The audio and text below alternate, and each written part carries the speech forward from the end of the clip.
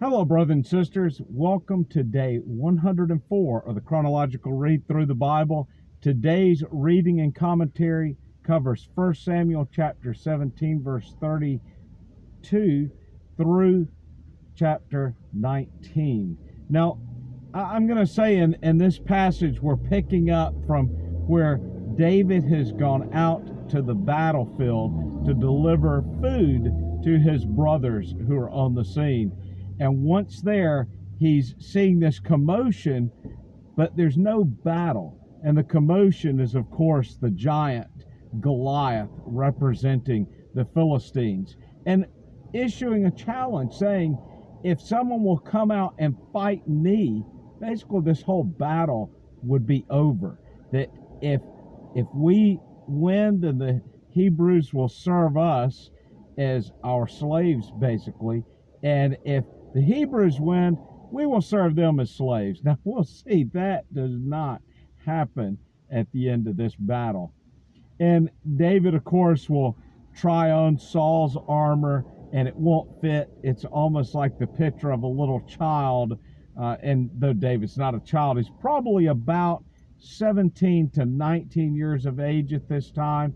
We don't know the exact age, because why I say that I think that he is at least 19 or under is because at 21, a young Hebrew youth would have been in the military, or at least would have been at the battlefield himself.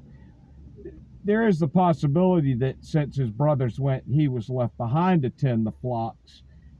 So he could be a little older, but I would kind of put him in his late teens. So he's trying on Saul's armor and just does not fit. And realize Saul was the tallest man there on the Hebrew side. At least that's the picture that we're given. And of course, the armor doesn't fit. The sword, even of Saul, is just not a fit in David's hand. And David also, we learn, he gives the picture of this will be no problem, because God had already delivered into his hands a lion. And so if the Lord could deliver a lion into his hands, he can deliver this giant.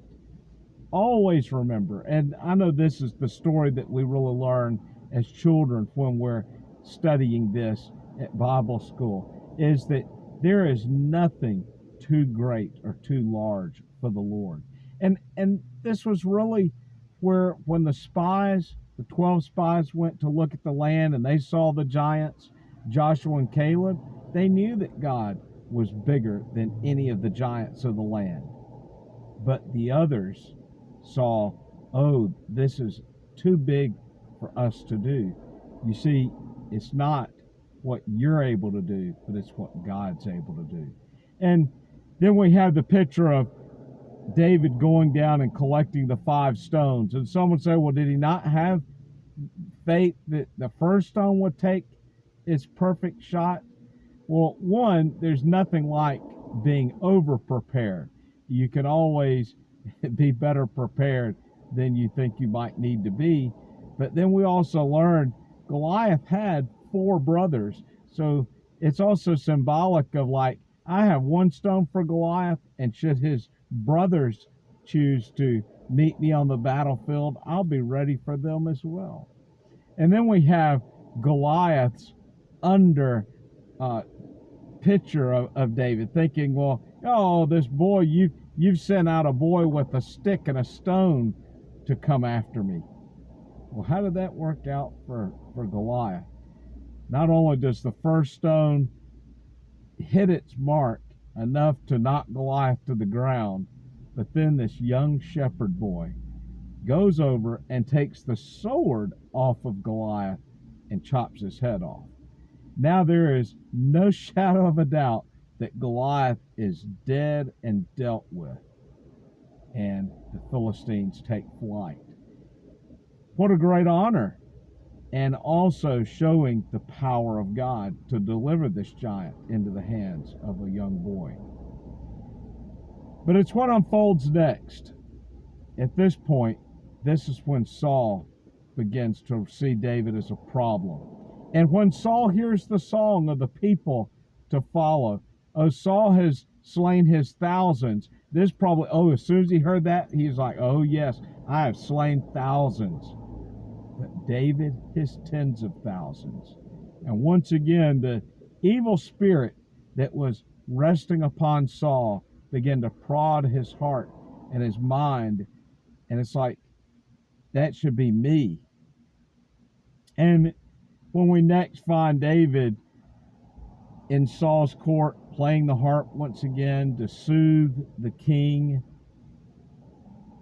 Saul throws his spear at David, and David ducks, and it misses. And again, we find him doing it the same time. And as David begins to now lead a life of flight, running from the king and the king pursuing David, what a tragedy. David has been anointed to be the king, and Saul is still trying to hold on to his throne. Now, I don't know how much the people there really knew that David had been anointed to be king, but it was clear that God's favor was upon David rather than Saul at this point.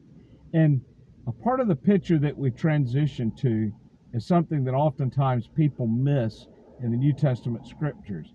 There's this thought of where people think, well, Jesus defeated Satan on the cross, and indeed he did, but Satan to this day still sits on his throne and rules over this world in the same way that though Saul was no longer the anointed to be king over the nation, he still sat on the throne and ruled over the kingdom, and even fought to defame David and sought David's life. That's what Satan does today. He still sits on the throne of this world, but seeks to destroy the believers and seeks to lead others who are yet bent their knee to Christ away from him. Well, brothers and sisters, I hope that you're having a good day. Until tomorrow, God bless.